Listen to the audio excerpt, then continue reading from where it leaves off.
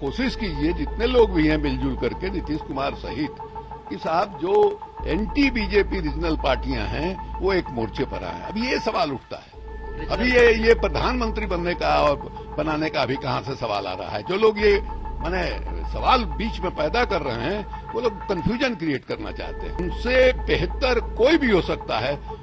अगर इसको अहंकार नहीं माना जाता है तो हमको लगता है कि मेरे जैसा आदमी भी उनसे बेहतर प्रधानमंत्री हो सकता है। तेलंगाना के मुख्यमंत्री के चंद्रशेखर राव और बिहार के मुख्यमंत्री नीतीश कुमार की मुलाकात को देश की राजनीति में एक महत्वपूर्ण घटना मानी जा रही है। खासतौर पर थर्ड फ्रंट की बात करें तो हमारे साथ आरजेडी के राष्ट्रीय उपाध्यक्ष शिवानंद तिवारी जी हैं। तिवारी जी, ये जो मुलाकात हो रही है क्या कोई स्वरूप बन रहा है थर्ड फ्रंट का देश में? देखिए, अभी बहुत अर्ली है ये सब कहना, लेकिन ये जो डेवलपमेंट है ये बहुत पॉजिटिव किस्म का डेवलपमेंट है। आप देखिएगा 2024 का जो लोकसभा चुनाव होने वाला है या इसके पहले जितने भी चुनाव हुए हैं, आप उसका विश्लेषण करके इस निष्कर्ष पर पहुंचेंगे कि नरेंद्र मोदी की सरकार उनके खिलाफ जो वोट है उसके बिखराव की वजह से बनी। 39% से अधिक उनको वोट नहीं आया है मैंने पिछला जो लोकसभा का चुनाव हुआ उसमें। तो सबसे बड़ी जरूरत है मैंने देश को बचाने के लिए, संविधान को बचाने के लिए, लोकतंत्र को बचाने के लिए जिस ढंग से गरीबी बढ़ रही है, लोग आत्महत्या कर रहे हैं, नौजवान जो है आत्महत्या कर रहे हैं। आप नेशनल क्राइम का रिपोर्ट देखिएगा तो उसमें जो है आपको मैंने 20 बरस, 25 बरस, 30 बरस के नौजवान जो है मैंने उनके आत्महत्या में हर साल वृद्धि हो रही है। इतनी गरीबी हालत है। देश को इस परिस्थिति से निकालना के लिए जरूरी है कि नरेंद्र मोदी सरकार को अगले चुनाव में गंभीर चुनौती दी जाए और उसी दिशा में ये कदम है। नीतीश जी एनडीए के गठबंधन से बाहर आए।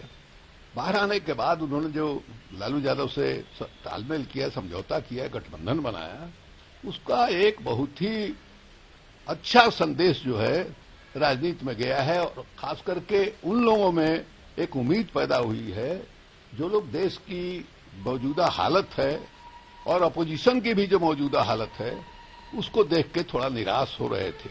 उनको एक ये नीतीश जी का कदम जो है एक सकारात्मक संदेश के रूप में उनको मिला है।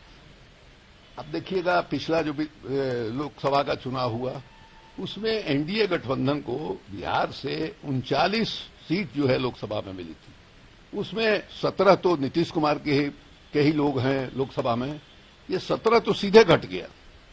तो 2024 में ये 17 जो है घटा हुआ नजर आ रहा है।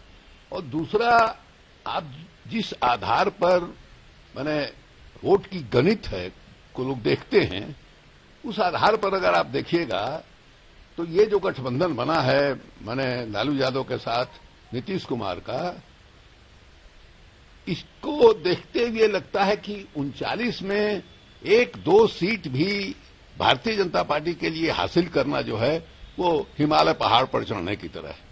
तो उस दिशा में इसको हम सकारात्मक कदम मानते हैं। इतने ही से संतोष नहीं करना पड़ेगा।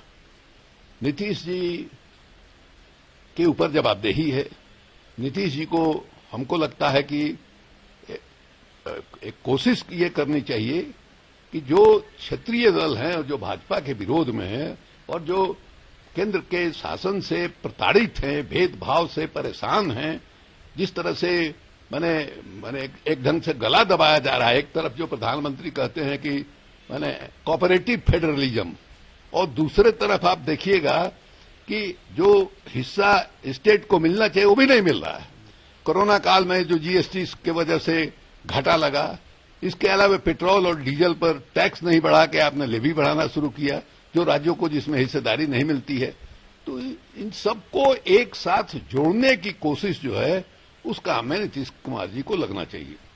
मेरा सवाल ये है कि ठीक है सबको एक साथ लेके चलना चाहिए, लेकिन के चंद्रशेखर राव का जहां तक वो माइनस बीजेपी तो माइनस है ही, माइनस कांग्रेस की भी बात करते हैं, तो आपको क्या लगता है कांग्रेस को छोड़कर कोई बन सकता है इस तरह से ध्रुवीकरण? अभी तो इस पर कोई सवाल नहीं है कि कांग्रेस को छोड़कर बनेगा कि नहीं बनेगा। कांग्रेस बड़ी पार्टी है, इसमें कोई संदेह नहीं है, लेकिन उसको भी ये देखना पड़ेगा कि अगर नरेंद्र मोदी जी को हराना है तो जो रीजनल पार्टियां हैं उनको तो स्पेस देना पड़ेगा ना भाई। तो इसका फॉर्मूला, कोई चीज, कोई रास्ता जो है इसका निकलना चाहिए। फिलहाल क्षेत्रीय पार्टियां जो है, हम समझ रहे हैं ये जो सवाल है, ये सवाल जो है कई राज्यों में है, तो ये सवाल का जवाब जो है साथ साथ ढूंढना होगा। लेकिन पहले जो है इनको एक साथ जो है गोलबंद किया जाए, उसके बाद जो है ये जो समस्या है जिसके बारे में आप चर्चा कर रहे हैं कि कांग्रेस से ही उनका मुकाबला है, बंगाल में भी है, उड़ीसा में भी है, यानी उस जंग से आप देखिएगा तो कई राज्यों में उस तरह की समस्या है। तो उसका रास्ता निकालना पड़ेगा। अगर हम सब लोग कांग्रेस सहित, माने नीतीश कुमार या के चंद्रशेखर राव वाकई हम लोग गंभीर हैं और हम मानते हैं कि नहीं साहब इस सरकार को परास्त करना जो है देश हित में है, तो हम लोग को कोई रास्ता निकालना पड़ेगा। बलिदान कांग्रेस को करना पड़ेगा। हम ये नहीं कह रहे हैं, सबको करना पड़ेगा। ये अकेले किसी एक पार्टी की जवाबदेही नहीं है, बल्कि व्यक्ति की भी जवाबदेही है जो सचेत है, जो देश की मौजूदा हालत से चिंतित है, किसी पॉलिटिकल पार्टी के साथ नहीं है, उसको भी इसके बारे में विचार करना पड़ेगा। देश में और भी आप मुख्यमंत्री हैं, जैसे अरविंद केजरीवाल 2 राज्यों में मुख्यमंत्री हैं, ममता बनर्जी हैं, बड़ा दल है उनका, ज्यादा संख्या है।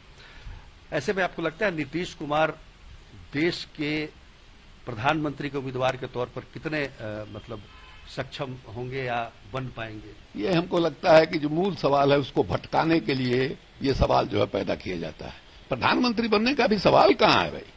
अभी तो पहला काम ये है, पहला ये है कि साहब आप जो है कोशिश कीजिए, जितने लोग भी हैं मिलजुल करके, नीतीश कुमार सहित, कि साहब जो एंटी बीजेपी रीजनल पार्टियां हैं वो एक मोर्चे पर आए। अभी ये सवाल उठता है, अभी ये प्रधानमंत्री बनने का और बनाने का अभी कहां से सवाल आ रहा है? जो लोग ये माने सवाल बीच में पैदा कर रहे हैं वो लोग कंफ्यूजन क्रिएट करना चाहते हैं।